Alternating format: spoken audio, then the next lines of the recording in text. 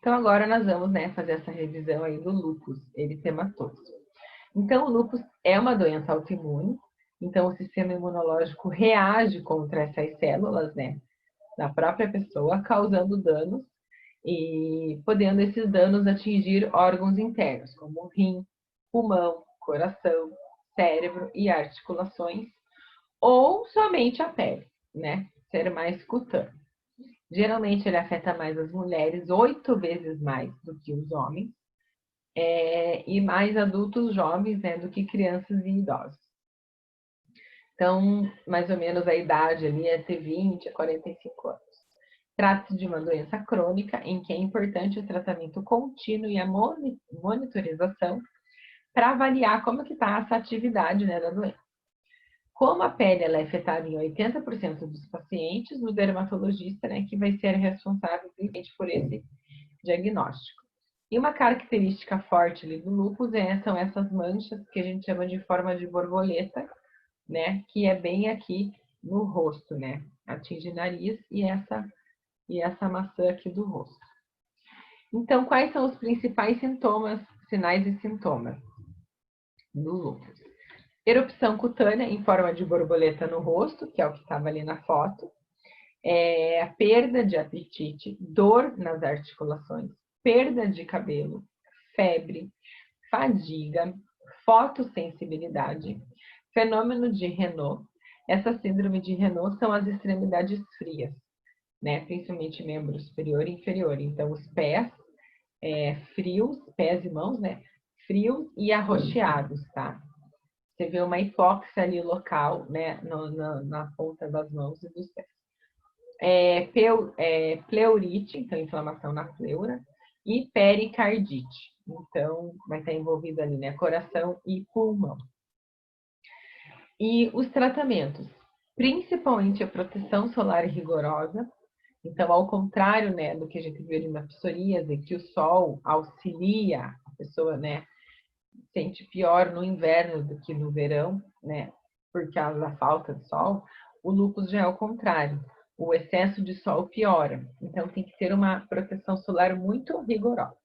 E a hidroxicloroquina, que é uma medicação, né, para malária e também é muito usada para lúpus, que ajuda a reduzir a inflamação da pele, dessas articulações, da parte renal, né, dos órgãos, enfim, afetados pelo lúpus. Os corticosteroides e a convivência ali com pessoas fumantes, então devem ser evitadas, porque o cigarro, além dele ativar a patologia, ele pode reduzir a eficácia, né, medicamentosa dos tratamentos e é uma doença de caráter crônico, podendo retornar de forma silenciosa. Então, geralmente, essas doenças autoimunes, elas têm picos, né? Tá tudo bem? Ok. E daí, daqui a pouco, por um pico, igual eu falei, geralmente emocional, passou ali por um estresse emocional, um trauma emocional, né? Você volta ali no pico. A urticária. Então, é uma irritação cutânea caracterizada por lesões avermelhadas e levemente inchadas, como vergões. A característica mais marcante é o prurido, é essa coceira, né? Esse ardor ali, queimação local, mas é a coceira intensa, que é uma característica mais forte. Pode surgir em qualquer área do corpo, pode ser pequena, isolada, ou formar placas grandes avermelhadas, igual está aqui na foto, né? Essas placas. E a melhor maneira de prevenir é tentar achar aquilo que provoca a alergia. Então, por exemplo, vamos pensar num alimento, né? A pessoa se expõe àquele alimento, come determinada coisa, e daí, dali a poucos minutos, horas, né? Cada um reage de um jeito, ela começa com essa coceira. Então, ela detectou esse alimento, né? Principalmente o alimento, ela parar, né? Evitar aquele ponto gatilho, né? E evitar de uma maneira geral o calor excessivo, bebidas alcoólicas e o estresse. Igual eu falei, todas essas doenças autoimunes que afetam a pele estão muito relacionadas ao emocional, tá? A doença alimentar sem corantes, conservantes, embutidos, frios, salsichas, enlatados, Peixes, né, também pode, frutos do mar de uma maneira geral, às vezes podem desencadear.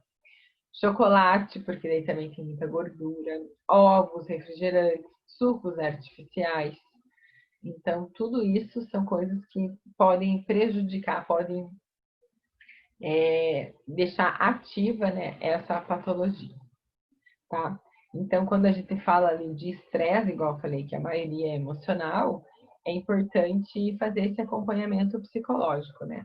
Porque, às vezes, o que está desencadeando é algo intrínseco lá no passado, alguma coisa que está lá no subconsciente que a gente às vezes nem lembra, e aquilo pode, quando acontece uma situação atual, nos remete àquilo, né, lá atrás, que não ficou talvez bem resolvido, e acaba desencadeando as patologias.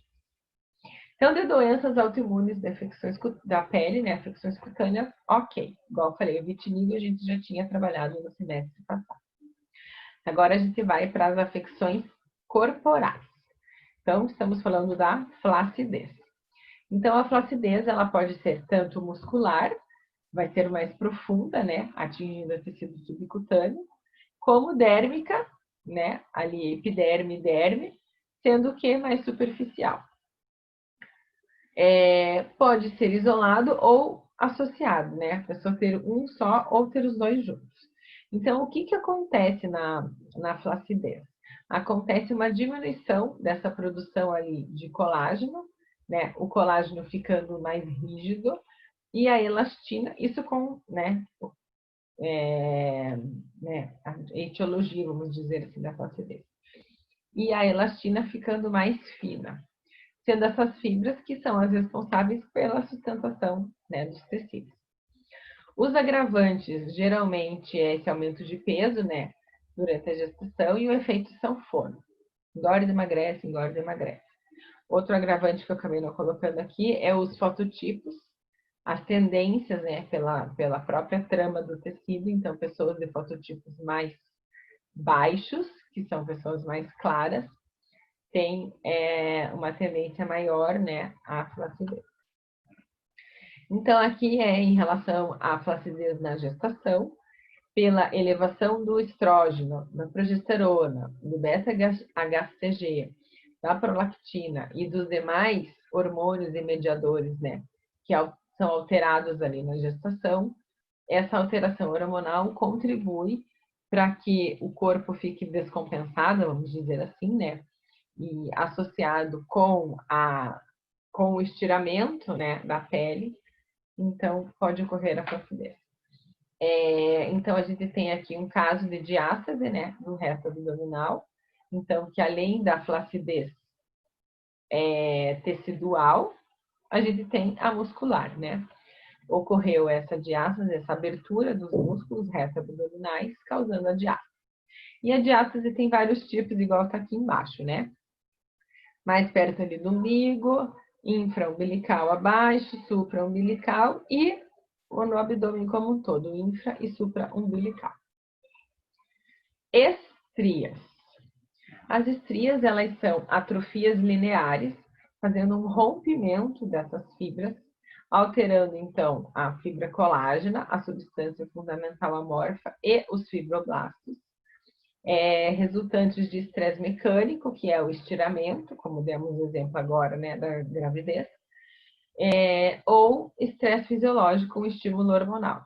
Esse estiramento ali da gestação pode ser crescimento, né? Que é o que a gente vê muito em adolescentes, que é o que aparece em adolescentes, né? Na clínica para resolver essa questão de estria por esse estiramento. E a parte hormonal, igual eu já citei ali da gestação, e também na adolescência, né? Tem essa questão hormonal. Outra questão também é pessoas halterofilistas, né? Que fazem esse estiramento pela própria musculação, né? Aquele esforço ali das fibras. E o que acontece? Essas fibras, elas são rompidas, né? Essas fibras ali de colágeno, e são inundadas de sangue, formando uma lesão que se reflete na pele como mini cicatrizes avermelhadas, né? A priori começa avermelhada e depois, com o passar do tempo, vão ficando esbranquiçadas. Então, as causas eu já tinha falado, né? O estiramento, esse crescimento acelerado, o efeito sanfona, essa parte hormonal, alteração hormonal, e também o uso de alguns medicamentos corticosteroides podem afetar nessa questão da hidratação normal da pele, deixando uma pele ressecada, e com o próprio estiramento acontecer isso. Vocês podem já ouvir falar assim, quando começa a coçar muito vai me dar estria, né? Então, pode ser por essa desidratação. Então, uma dica que eu dou, que vocês podem aplicar em vocês e nos pacientes, é quando a pessoa sentir essa coceira, no lugar dela coçar a pele e acabar lesionando essa pele, ela passar um hidratante. A hora que você hidrata aquela pele, você vê que a coceira melhora, tá? Então, às vezes, realmente é essa falta de hidratação. Lembrando que a hidratação tem dois tipos, né? A tópica, que é passar realmente o creme, e tomar água, né? De dentro para fora. Hidratação mesmo de água. Então, a gente tem dois tipos de estrias. As rubras, que são essas avermelhadas, que é na fase inicial, naquele processo ali. Por quê? Porque acabou de ter essa ruptura, né? Acabou de ter esse extravasamento sanguíneo localizado, e por ela ser ali no início, ela ainda tem uma presença de circulação local. Então, essa estria é a de mais fácil tratamento, nessa fase inicial. E as albas, que já são estrias brancas, por quê? Porque já ocorreu ali um comprometimento da circulação local, né, consolidando, vamos dizer assim, esse tipo, né, da fibrose ali, tipo como se fosse uma fibrose ali nas fibras colágenas. Nessa fase, a gente pode fazer os mesmos, né, os tratamentos parecidos com a das estrias rubras, porém, é pedir para o paciente se hidratar muito, né, a fim de evitar o aparecimento de novas estrias. Então, os sinais clínicos mais assim, aparentes é esse prurido, essa coceira, lembra que eu falei para você? Então, vai lá e hidrata bastante a pele. Dor, tem pacientes que sentem dor no local, ou sensibilidade alterada. Pode aparecer uma erupção, né, ali na pele. Levemente eritematose, então ficar um pouco avermelhada ali, né, com eritema ao local. As colorações, né, vão variar, rosa, vermelho, violeta. Já no final fica esbranquiçada ou nacaradas, né, que são as esbranquiçadas. Eu já vou falar de todos os tratamentos, tá? Primeiro eu vou falar das patologias corporais. O fibroedema geloide, a FEG.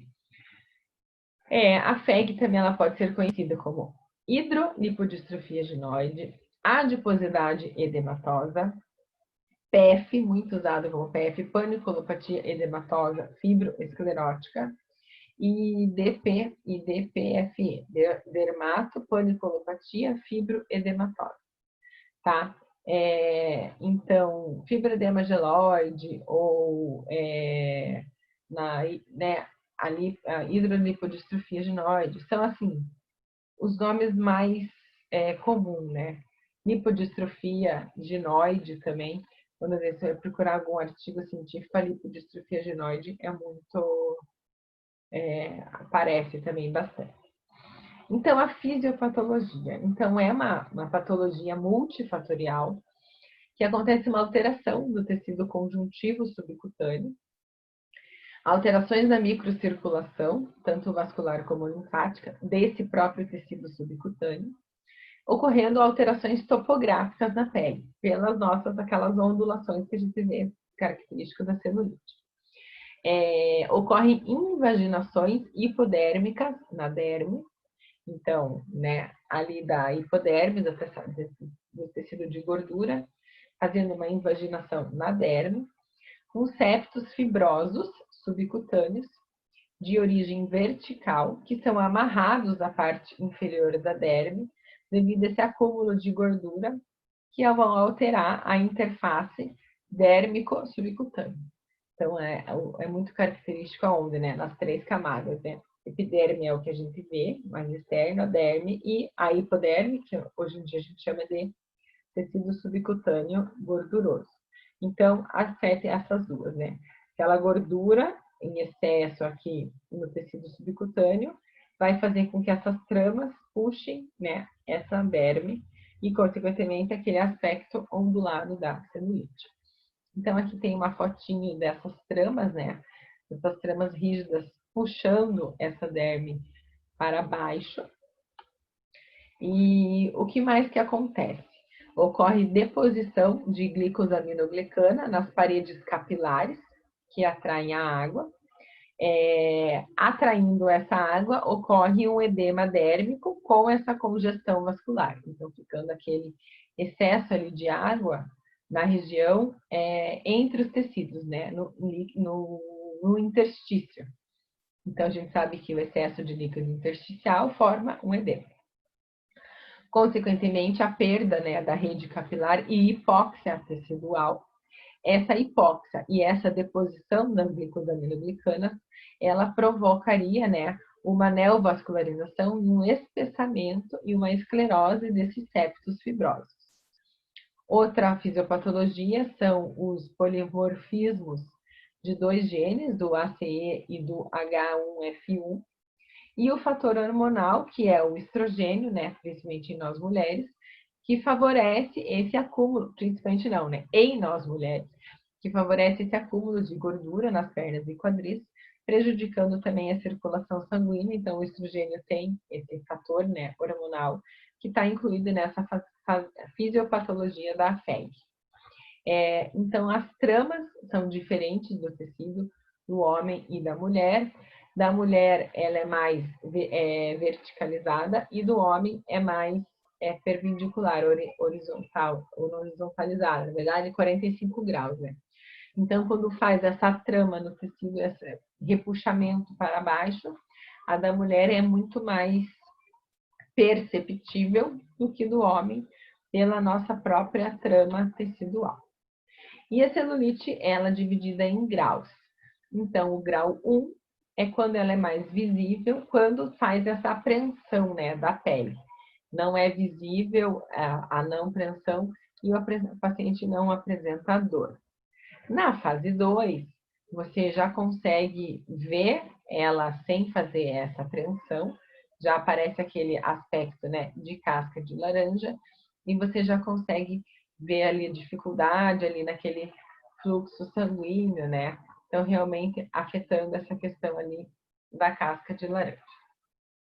Fazendo esse teste ali, né, do beliscão, né? Não precisando fazer o teste porque a gente já consegue ver. No grau 3, já começa a prejudicar em relação aos tecidos, né, a parte sanguínea. Então, o tecido vai ficando ali menos vascularizado, vamos dizer assim. Pode aparecer vasinhos juntos. Começa aquela sensação de peso e cansaço nas pernas. Então, a gente tem aqui, né, que é assim, o grau 3 já é uma coisa bem visível, já aparecem os nódulos, né, aquela fibrose. E no grau 4 é o estágio mais avançado da celulite. Então, tem esse inchaço dessas células de gordura, ele é muito grande, fazendo com que essas tramas sejam puxadas mais para baixo, então vai formar mais nódulos. E lembra que fazendo isso da trama, acaba prejudicando a parte circulatória. Então, a gente vê uma estase, né, venosa ali. Então, o paciente sente muita dor, sente aquela perna inchada, cansada, por essa falta ali circulatória local, por esses nódulos, essas fibroses locais, tá? É o caso mais grave, né? Então, aqui, grau 1, grau 2, grau 3 e grau 4. E além dos graus, a gente tem também tipos. Então, elas podem ser grau 2, flácido, entendeu? Então, a gente faz esses dois tipos né, de nomenclatura. Então, flácida, já diz o nome, né, associada com a flacidez, compacta, aquela celulite que a pessoa tem a pele mais, né, ali dura mesmo, né, então não tem flacidez associada, e a edematosa, que você vê que está inchada aquela pele junto. A lipodistrofia localizada é a gordura localizada, então a gordura localizada ela comete várias regiões do corpo, né? pensando em mulheres, geralmente, né, as mulheres têm esse formato mais ginoide, que é com esse quadril, né, mais avantajado e mais acinturada. Então, a lipodistrofia numa pessoa mais ginoide vai ser ali nos culotes, né, na parte interna da coxa. E os homens geralmente têm essa postura mais, esse tipo, né, da gordura mais androide, que é mais no abdômen, né, concentração maior no abdômen. Então, o paciente vai apresentar essa gordura no abdômen, braços, né? Então, ele tem o tronco maior. Então, a gente vê que essa lipodistrofia localizada vai ser no abdômen, igual eu falei, flancos e nos braços, tá? Às vezes papada, né? Na parte mais superior. E a obesidade. Então, a obesidade, a lipodistrofia localizada, já diz o nome, né? É uma gordura localizada. Então, às vezes, a pessoa até pode ter ali um sobrepeso, mas de uma maneira geral, ela não é considerada obesa. Tem o sobrepeso e tem uma gordurinha localizada em algum local específico. Ah, tem mais no braço, tem mais no abdômen, tem mais na coxa, né? Tem mais no culote. Mas já a obesidade, ela influencia vários fatores, né, juntos. Então, quais esses efeitos? Então, menor expectativa de vida, câncer, problemas articulares, problemas cardíacos, baixa autoestima, problemas respiratórios, pressão alta, depressão, diabetes tipo 2, aumento da sudorese, dislipidemias, né, colesterol alterado, hérnias, hérnias geralmente ali umbilicais, pelo próprio, né, tamanho ali do abdômen, mobilidade limitada, né, a pessoa fica com dificuldade para se movimentar, problemas, né, nas articulações e ossos, às vezes trombose. Então, são vários efeitos. E os riscos da obesidade mórbida está, né, ligado com doenças articulares, dislipidemias, que eu já falei, alterações ali, né, nos exames de sangue, apneia do sono, diabetes, infarto, câncer, insuficiência cardíaca, incontinência urinária, colicistite e hipertensão. Então, a gente sabe que a obesidade, essa obesidade mórbida, né, nada mais é do que esse aumento da ingesta calórica, né, ser muito maior do que o nosso gasto energético. Então, a gente tem o gasto energético basal, que é quanto a gente gasta para a gente viver, né?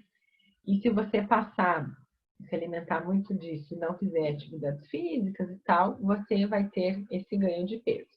É igual eu falei, sobrepeso e tal, ok. Sobrepeso é geralmente os nossos pacientes que a gente trata na dermatofuncional estão ali no, né, sobrepeso. Mas no caso da obesidade em si, tem que ser, né, muitas vezes são tratamentos assim, que daí já não compete, né, não nos compete. A gente pode auxiliar, mas não sozinho. Então, tem aquele gasto energético basal. E para a gente ver se a pessoa está, né, nesse sobrepeso e tal, tem o IMC, que por mais que não seja tão fidedigno nessa formulazinha, né, mas já ajuda. Então, é o peso em quilos divididos pela altura ao quadrado. Por que, professora, que não é tão fidedigno? Porque é mais genérico, né? Tem outras fórmulas que a gente usa mais específicas, mas de uma maneira geral, você colocar ali na ficha da anamnese em que tipo ali que a pessoa se apresenta é interessante. Então, na ficha da anamnese, você pode até fazer essa tabelinha aqui do IMC, calcula rapidinho o IMC da pessoa e marca um X, né? Na data tal, ela está, por exemplo, ali no sobrepeso, ou está ali na obesidade grau 1, né? E daí fazendo o tratamento, porque o que, que eu vejo, assim, que quando a pessoa está fazendo esse tratamento, ela investiu, né? Poxa, tá ali gastando para melhorar uma gordura localizada, que seja uma lipodistrofia localizada ou uma FEG.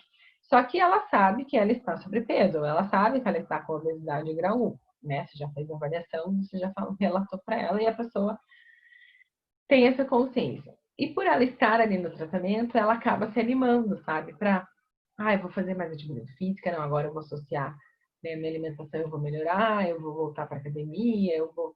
Então, assim, a gente consegue observar essa mudança, sabe? Né? Da obesidade, grau 1, para o sobrepeso, entendeu? Então, é uma maneira de você quantificar, né? O quanto, assim, teu tratamento deu esse resultado, né? Igual eu falei, a obesidade em si, só o tratamento, né, da dermato, não é isso que vai ser, né, o sucesso 100% ali do tratamento, a pessoa precisa se ajudar em vários fatores, mas é um estímulo e muito grande esse estímulo, porque realmente quando a pessoa está naquele processo, né, então eu vou fazer o tratamento, né, mas, né, da dermato, eu vou fazer o exercício, eu vou melhorar a minha alimentação, faz várias coisas, dá aquele boom, né, e às vezes o tratamento da dermato é mais, como é que eu vou falar, assim, faz esse estímulo, né, psicológico, emocional, sabe? A gente também tem muito isso, assim, de você estar ali com o paciente e dar incentivando, não.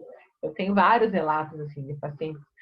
Doutora, eu comecei a fazer e esse final, vamos dizer, ela voltou para a clínica na segunda, né? Era segunda e quarta sessão. Eu não tomei cerveja nesse final de semana e lembrei de você, doutora Letícia, porque você me falou que, né, daí o resultado, né, vai ser prejudicado. Não tomei. Ou da pessoa, fui no aniversário e não comi o bolo, ou não comi o docinho e tal, porque lembrei de você. Então, assim, é legal esses relatos, porque, igual eu falei, é um estímulo, né? Então, fazer aquele antes e depois, eu acho legal para você poder constatar, né? E mesma coisa o peso, né? Peso, perimetria, né? As medidas, o antes e depois, para você constatar ali o teu resultado.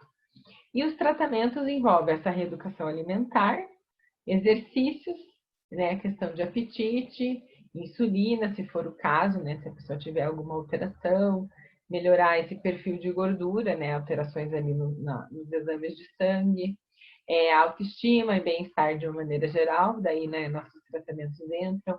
Às vezes você pode associar com acupuntura, né, algum tratamento assim que atinja mais profundo, né, essa parte sistêmica. Medicamentoso, né, drogas, que daí são os médicos que vão, né, nós não podemos fazer prescrição medicamentosa, e cirúrgico. Então, aqui eu não coloquei todas aquelas cirurgias que eu dei na aula, bypass, né, todas as cirurgias, mas daí depois vocês dão uma olhadinha lá, né, nas cirurgias bariátricas, que, né, e tem vários, igual eu trouxe aqui no dia na aula algumas, né, mas tem várias cirurgias.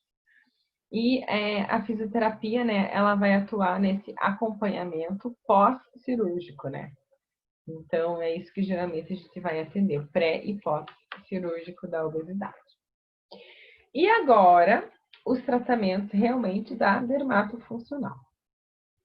Então, a gente tem ativos, então, ácido lipóico, elantoína, algas marinhas, cafeína, demai, elastocel, chá verde, rafermine, tencine, ativos ali contra a FEG, contra a gordura, né, a lipodistrofia localizada. L-carnitina, que ajuda a fazer essa questão da lipólise, castanha da Índia, que melhora e estimula a microcirculação cutânea, a centelha asiática, que também estimula a circulação, auxiliando nessa eliminação de toxinas, o ginkgo biloba, que também aumenta essa perfusão né, de oxigênio no local, o nicotinato de metila, que faz uma hiperemia no local, fazendo uma vasodilatação periférica, ajudando a estimular líquidos, né, a estimular a drenagem de líquidos e de toxinas. A arnica, muito usada também aí no pós-operatório, pela questão da dor, né? O paciente sente dor, então a arnica ajuda nessa analgesia e é também tonificante. Esse Bioex antilipêmico, geralmente esses Bioex, esses conjuntos, né, que as empresas de cosmetologia elas usam para melhorar, juntando vários ativos juntos, né, para melhorar algo. Então, esse antilipêmico a gente usa tanto na parte ali da FEG, né, dessa microcirculação, como também para gordura. Então, esse é composto pelo quê? Pela arnica, pela algas fucus, pela erva mate, castanha da Índia, centelha asiática e cavalina. São todos, né, ativadores da microcirculação, descongestionante e vasoconstritor. A cafeína estimula muito a lipólise. Junto aqui com a cafeína, a gente tem a drosera, que eu acabei não colocando, que é uma planta carnívora. Tem pimenta também. Tem pimenta vermelha, tem pimenta negra, que também são lipolíticos. Cafeizilane, que tem cafeína, né? A cafeizilane C, que é associada com o silício orgânico. Está diretamente também, né, em relação à lipólise, essa quebra, através desse estímulo amifecíclico. Extrato de gengibre. Então, o gengibre também a gente sabe que ele ativa, né, essa circulação periférica. O complexo AD-adipol possui ação descongestionante, anti-inflamatória, antilipêmica e lipolítica. O celulinol, ação descongestionante e anti-inflamatória. E os antioxidantes. Então, os antioxidantes geralmente são nutracêuticos, né, que a gente usa, que pode ser esses antioxidantes, tanto alimentos mesmo, né, que a gente come, como nutracêuticos, como suplementos, né, nutracêuticos são suplementos que a gente toma, que possuem essa ação antioxidante. Então, frutas, né, como vitamina C, como frutas cítricas, por exemplo, tem vitamina C, vitamina E, pães integrais, grãos inteiros, castanhas, vitamina A, né, beta-caroteno, cenouras, outras frutas e vegetais amarelos, os polifenóis, chá verde, uvas vermelhas, roxas e romã. Quando a gente fala, gente, também de antioxidante, a gente tem que lembrar do quê? Dos radicais livres, né? Então, os radicais livres tem lá o elétron, a célula e, né, geralmente o que acontece? A nossa molécula ali é para ela ter o parzinho, né, os dois elétrons. Por vários motivos, estresse, alimentação, fatores intrínsecos e extrínsecos, né? Intrínsecos são os internos e extrínsecos os externos, que é sol e tal. Ocorre esse estresse oxidativo e faz com que o elétron perca esse parzinho.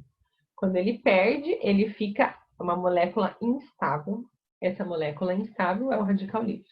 Então, os antioxidantes, eles auxiliam a não perder, né, essa elétronzinho e ficar geralmente no parzinho, a não produzir esses radicais livres. Então, radicais livres vai piorar a pele, vai piorar nosso organismo de uma maneira geral, tá? Aumentando, acelerando o envelhecimento, né? Vários fatores associados. Então, igual eu falei, a gente tem ali, né, a alimentação e aqui tem esse em cápsula, né, que seria o nutracêutico. Então, eu estou dando um exemplo, né, que seria o Exonutrimente com o BioArctic, que os dois são considerados lá a pílula da beleza, né? Então, aqui eles já fizeram esse suplemento junto, né? Ó, gente, falta 1 minuto, vai cair, daí vocês retornam. Então, aqui a gente tem os tratamentos, vamos finalizar aqui com esse, a gente vai iniciar ali os tratamentos físicos, né? Então, o Exonutrimente com o BioAct, fazendo principalmente essa ação antioxidante, né? Melhorando o nosso corpo, melhorando essa questão dos radicais livres.